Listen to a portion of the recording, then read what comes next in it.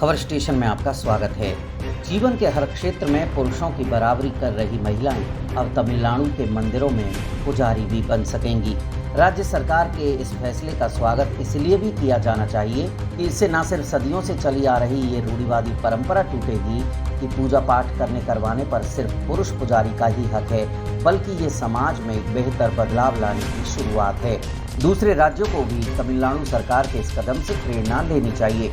हालांकि इस फैसले पर बहस भी छिड़ गई है और सोशल मीडिया पर कुछ लोगों ने ये कहते हुए इसका विरोध भी किया है कि अगर इस्कालीन सरकार में हिम्मत हो तो वह महिलाओं को मस्जिद का मौलवी या चर्च का पादरी बनवा कर दिखाए। लेकिन बीजेपी समेत अन्य धार्मिक संगठनों ने इस निर्णय का स्वागत किया है। वैसे भी गौर करने वाली बात यह है कि प्राचीन समय से ही तमिल संस्कृति में हर तरह के लोगों को मंदिरों में पुजारी के तौर पर नियुक्त करने की परंपरा रही है, चाहे वे दलित हों या फिर महिलाएं। लेकिन सरकार के स्तर पर ऐसा पहली बार होगा।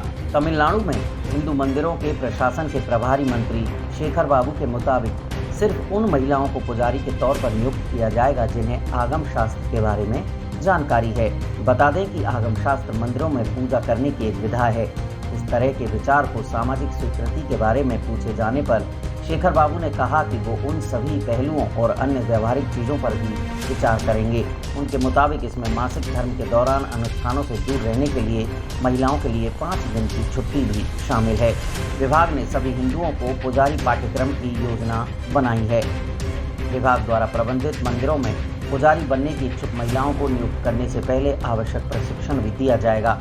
बता दें कि महिलाओं को तमिलनाडु में पुजारी बनाने को लेकर लंबा विवाद रहा है। साल 2008 में मद्रास हाईकोर्ट ने एक आदेश में एक महिला पुजारी को उनके पिता की मृत्यु के बाद मंदिर में पूजा करने की अनुमति दी थी। महिला के पिता उसी मंदिर में पुजारी थे।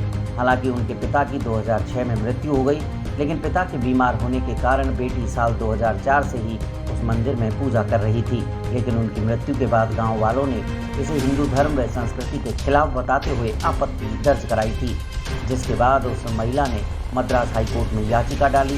कोर्ट ने फैसले में कहा कि कोई भी कानून महिलाओं को मंदिर में पुजारी बनने से नहीं रोकता है। अब देखने वाली बात ये होगी कि तमिलनाडु सरकार की इस घोषणा से कितनी महिलाएं मंदिरों में पुजारी के तौर पर नियुक्त होंगी।